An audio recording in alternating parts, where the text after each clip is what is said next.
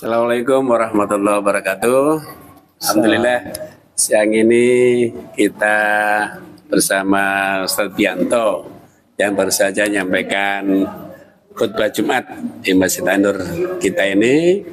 Nah, ada dua hal yang kami ingin diskusi menggali dari beliau ini. Nanti yang kedua saya berkait dengan isi khutbah tadi.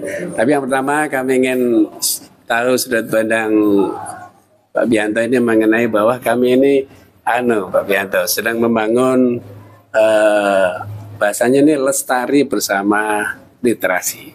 Mulai dari bedah buku, kemudian mengembangkan perpustakaan, lalu membentuk grup membaca dan menulis, membiasakan menulis utamanya. Tapi sampai sekarang sepi peminat. Nah, ini menurut Pak Bianto mungkin punya resep bagaimana mengembangkan ini. Iya. Kalau menurut saya yang pertama begini, yang pertama itu bahwa literasi itu adalah ajaran yang sangat fundamental dalam Islam. Ayat yang pertama turun itu kan ayat soal literasi. Iqra itu kan supaya kita ini menjadi literate society, masyarakat yang melek baca, yang termasuk punya keterampilan menulis gitu ya, membaca apapun. Nah, itu penting karena itu ya kalau kita ingin menjadi bagian dari umat yang sungguh-sungguh, maka ya literasi menjadi ajaran yang tidak boleh dipisahkan dalam hidup kita. Meskipun saya tahu ya tantangan untuk membangun habit literasi itu nggak mudah, pasti sangat sulit. Dulu Buya Hamka itu punya pesan hadis rawahu Buya Hamka ini ya. Ada ya. Itu menulislah maka Anda akan abadi. Nah, itu kan luar biasa ya. Apa yang kita ceramahkan itu bisa jadi hilang. Apalagi didengarkan sambil ngantuk ya, wah itu hilang itu. Tapi kalau yang kita tulis di media, yang kita tulis jadi buku, maka itu akan abadi. Apalagi kalau digitalisasi ya, diinternetkan, wah itu pasti abadi, nggak akan mudah hilang. Tulisan-tulisan saya tahun-tahun 2000 awal itu masih bisa saya klik, muncul lagi. Nah, itulah gunanya kita membangun literasi. Dan memang tidak mudah itu ya, butuh komitmen, butuh keseriusan, butuh apa lagi? Kalau dalam bahasa hadis Nabi itu kan inna ahabbal amali ilallahi, bukan itu ya. Innallaha yuhibbul abda idza amila atqana. Jadi sungguh Allah itu sangat mencintai orang yang jika orang itu berbuat, bekerja, ia bekerja dengan sungguh-sungguh. Dengan kesungguhan, dengan ketelatenan. Dan menulis itu pada hemat saya resepnya hanya 3M saja. 3M itu M yang pertama menulis, M yang kedua menulis, M yang ketiga menulis. Menulis terus. Jadi menulis. Nah, nggak boleh putus asa. Saya kalau nulis saya kirim ke koran, nggak dimuat, nggak apa-apa. Nulis lagi saya. Sebab kalau sampai putus asa ya nggak akan jadi. Nah, ini ya, itu yang sulit. Dan padahal itu yang penting. Yang penting itu. Iya. Nggak boleh putus asa. Nggak boleh putus asa. Ya. Karena yang putus asa dari hal baik itu hanya orang-orang yang yang ingkar pada nikmat ya, yang kufur dalam bahasa agama kita. Jadi mari kita budayakan menulis. Teman-teman remaja masjid di sini, para jamaah, jangan rajin nanya sesungguhnya ya, rajinlah baca. Ya. Iya. Kita itu kalau ke perjalanan ke luar negeri atau di bandara itu kan lebih suka nanya ya, benar nggak? Iya. Lebih suka nanya daripada membaca. Padahal itu tulisan-tulisan itu. Arah itu kan ada semua itu. Sudah ada semuanya. Dalam bahasa Indonesia, bahasa Inggris, bahasa Arab ada semua itu. Dulu saya dipesan sama guru saya, Profesor Zainuri itu. Saya itu gitu. Koning perjalanan aku, ojo seneng takon. Karena itu ada semua itu, kamu baca itu. Bener, saya nggak pernah nanya itu, saya baca. Pokoknya, kecuali kalau saya nggak paham bahasanya, bahasa Cina kan nggak paham ya. Harus nanya pakai Google. Ini kemana? Nah, kita itu celakanya lebih suka nanya daripada baca. Padahal yang kita butuhkan itu ada sesungguhnya. Bisa kita peroleh dari bacaan ya. Jadi itu baca nulis itu pada hemat saya itu adalah ajaran Islam yang sangat sangat fundamental. Iqra bismi rabbikal ladzi khalaq dan seterusnya. Ustaz Bianto, ini ada yang beralasan zaman sekarang memang ada fasilitas kemudahan di HP itu. Ada menarik dibaca, di share ulang. Jadi ini apa bukan kategori tadi? Ya ini bagian dari literasi itu. Ya tapi harus hati-hati. Ini era yang disebut dengan post-truth. Post-truth itu artinya era yang kita itu sangat sulit bedakan mana yang berita benar dan mana yang hoax. Dan itu butuh kehati-hatian, butuh kecerdasan, butuh ya kehati-hatian itu. Dan bijak, iya, dan bijak, butuh bijak. Karena apa ya? Karena kadang-kadang apa yang kita pandang benar itu ternyata hoax, ya. Apa yang kita pandang hoax ternyata benar.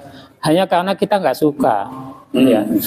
Misalnya nggak suka ke seseorang, perasaan nggak suka kita itu bisa membuat apapun yang baik dari orang itu kita anggap sebaliknya gitu ya.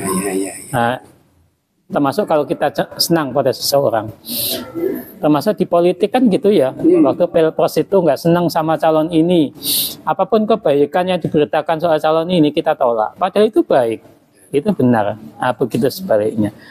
Karena itu kalau kita hanya mengandalkan pemberitaan di online dan kemudian kita nggak bijak, kita nggak teliti, nggak check and recheck, ya kita akan termakan oleh berita-berita hoax itu.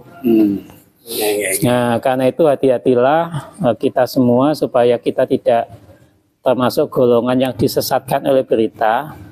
Apalagi kemudian orang lain ikut sesat karena kita share berita itu. Iya. Jadi Ustaz Bianto, bahwa sebenarnya kalau bahasa tadi menulis, tentu lebih cenderung kepada inilah karya kita, apa begitu? Iya betul. Jadi menulis itu akan menjadi jejak kalau dalam era sekarang namanya jejak digital ya. Jejak digital ya. Jejak digital kita. Karena itu ya menulislah. Kata Hamka, menulislah Anda akan abadi. Wahai para mubalik, menulislah Anda akan abadi. Karena apa yang kita ucapkan itu akan berterbangan entah kemana, ya kan? Iya. Tapi apa yang kita tulis itu akan abadi. Iya. Apa yang dikhutbahkan oleh khotib itu akan berterbangan kemana, apalagi yang mendengarkan sebagian ngantuk ya. Wah itu bisa nggak ada yang tersisa. Iya, jadi masih penting ya kita untuk menulis. Nah, Ustaz, tadi mengenai materi khutbah, antara ibadah kita marak bagus, tapi juga korupsi marak tinggi. Nah, ini ada pertanyaan gini, sebabnya apa? Lalu menghilangkan sebabnya bagaimana? Ya itu kalau menurut saya dari sudut pandang agama ya, itu artinya orang yang memahami agama itu dengan pandangan yang parsial, sebagian ya, dipotong gitu ya. Dulu ada kasus seorang jaksa, saya pernah tulis itu di Jawa Pos, ritual yang terbelah, itu judulnya. Wah itu judul yang menarik itu tulisan saya. Ritual yang terbelah. Iya, jadi orang itu bisa menjalankan ibadah ritual itu bersamaan dengan amal yang nggak baik. Sehingga dulu ada istilah di media itu Islam STMJ gitu. Sholat terus maksiat jalan. Sholat terus maksiat jalan gitu. Jadi orang itu melakukan ibadah ritual, tapi dia juga aktif melakukan amal yang sayyi'ah tadi itu. Nah dulu ada seorang jaksa hakim yang terlibat kasus suap ya dalam bahasa sekarang ya. Lalu kemudian diadili, didatangkan di ruang pengadilan, lalu ditanya, uangnya kamu pakai untuk apa gitu ya. Jawabannya menarik itu, saya pakai untuk umroh dengan keluarga saya. Oh no, jawabannya. Jadi uang hasil korupsi tapi dipakai umroh, karena dia memahami umroh haji itu bisa menghapuskan dosa-dosa. Padahal dosa korupsi itu nggak akan pernah hapus karena umroh. Apalagi umroh itu dibiayai uang dari korupsi. Itu namanya memahami agama secara terpisah, parsial. Tidak satu kesatuan. Karena itu pesan amanu wa amilus solihat itu satu kesatuan. Menyatunya antara iman dengan amal. Jadi nggak hanya sekedar iman saja, tapi iman itu harus dibuktikan dengan amal kebaikan. Orang yang umroh dengan uang haji, uang korupsi itu kan sama dengan orang yang mencuci baju kotor dengan air najis, iya kan? Nah, nggak akan pernah bersih itu baju kotornya. Itu jadi budaya ya, ketika orang mau ditahan, ditunggu umroh dulu. Ya itu tadi namanya beribadah yang parsial. Kalau dalam bahasa penelitian itu namanya ritual yang terbelah. Ritual yang terbelah. Nanti baca tulisan saya ritual yang terbelah, diklik itu ritual yang terbelah, kalau sebut nama saya 3 kali. Kedruk kaki. Nanti akan keluar tulisan itu di Jawa Facebook, Post IG apa di Jawa Post. Jawa Post ya. Masih ada ritual yang terbelah. Jadi pesan kita semua tentu mari menjadi muslim sejati, muslim yang tidak sekedar rame gebiar ibadah ritualnya, tapi ibadah ritual yang diikuti dengan amal-amal kebaikan. Amal kebaikan itu tidak sekedar hablum minallah ya, tapi itu hablum minan nas itu menjadi penting, termasuk bersahabat dengan alam sekitar. Ya. Jadi ini karena sudah budaya masyarakat tentu menjadi panjang dan butuh bersamaan Nah, ini memang agak berat Ustaz. Tapi apapun ya tadi jangan sampai kita punya ritual yang terbelah. Baik, ini pesan dari Pak Pianto.